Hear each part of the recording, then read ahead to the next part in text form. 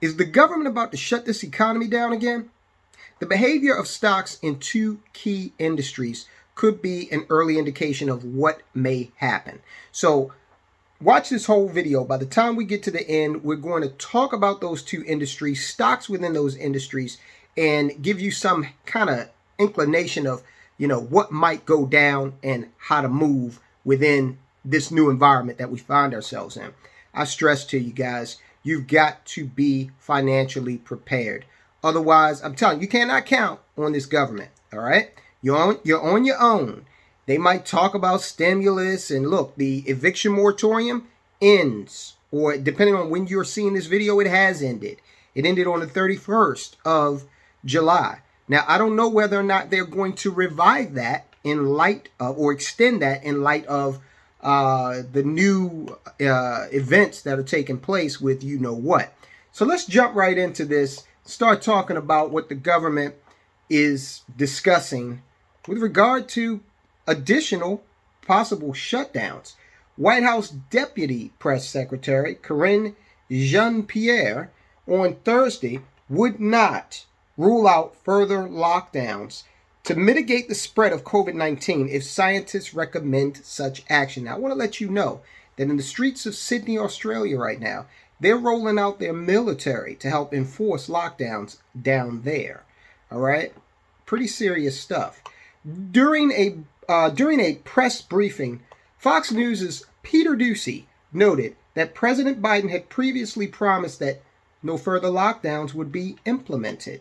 However, Doocy asked why Americans should trust Biden, given that he had made similar promises regarding masks, which the CDC began recommending again this week in areas of high or substantial spread, even for inoculated people. Now look, there's a ton of uncertainty out there. I was on a TV program this morning, and I was making the case that, questioning has been demonized. Have you noticed that? You're just supposed to follow what the government tells the news media, and you're not supposed to critically think about any of this. And if you do, you're a heretic of some sort. Well, I encourage you always to critically think, especially when it comes to matters such as this. We did a video just recently about why you should safeguard your medical information. If you don't, it could cost you dearly. He asked that question, and they go on to answer it by saying, well, because we listen to the scientists. That's another thing, is just say, we listen to the scientists, and then the argument is supposed to be over.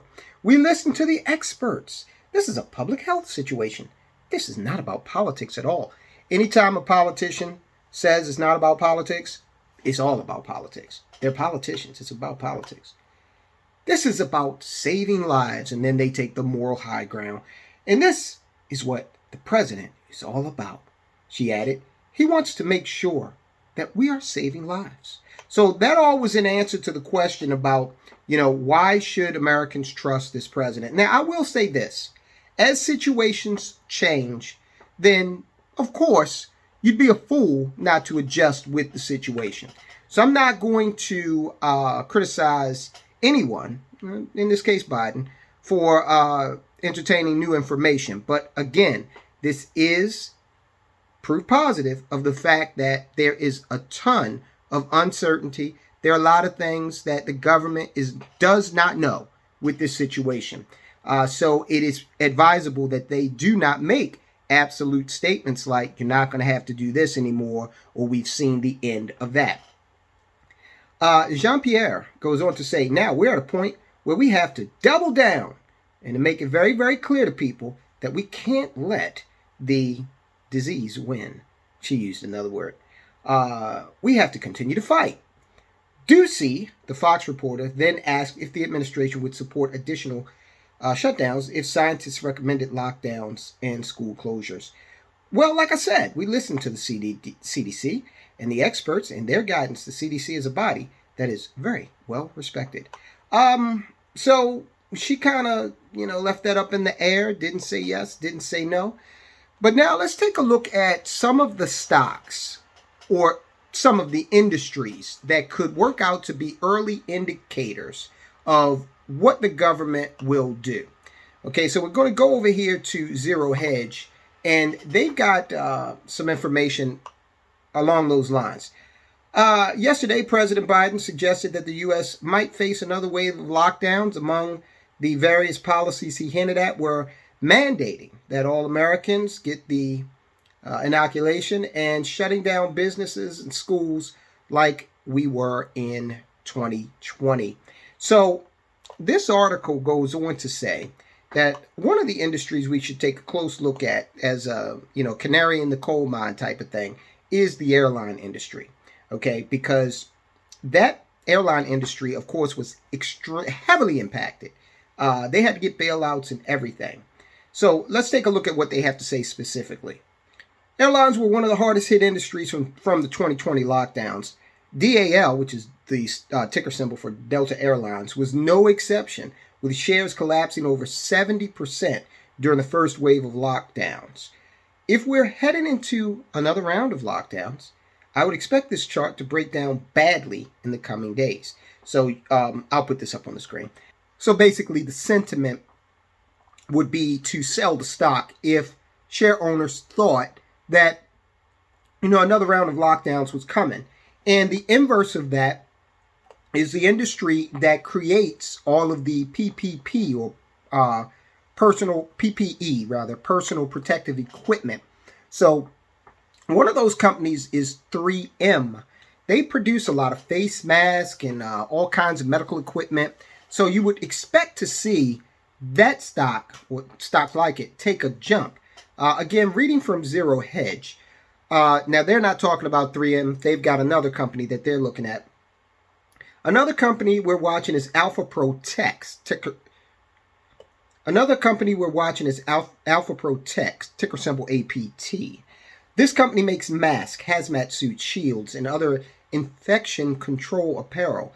If we were going towards another round of lockdowns, I'd expect to see APT shares start to explode higher as they did in February of 2020. So look, the reality of it is, if the governments, and when I say governments, I mean if the federal government recommends it and then the state governments follow suit, if that happens, if we get another shutdown, we're going to see the same thing we saw before.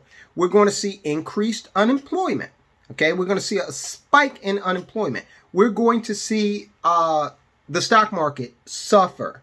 We're going to see a ton of government spending. All right. So what are we going to do? We're going to drive inflation up higher if we resume lockdowns. We're going to put people out of work, and you're going to see a resumption of unemployment benefits. You'll have to. Okay. If the governments are going to make these decisions, and the state governments, if they follow through. Now, there is some speculation that these lockdowns, if they occur, will break down along political lines, and that you'll see the blue states observing lockdowns. You see the red states saying, no, we're not doing this again. In fact, Dan Crenshaw, congressman from Texas, he came out earlier today and said, if they call for more lockdowns, don't comply. This is a congressman saying that. Congressman from a red state. So we're going to watch this thing, guys, but be prepared. I sincerely hope that you have put money away, that you have your credit under management, all right? And we're going to next get into this eviction moratorium and the fact that it is ending, okay?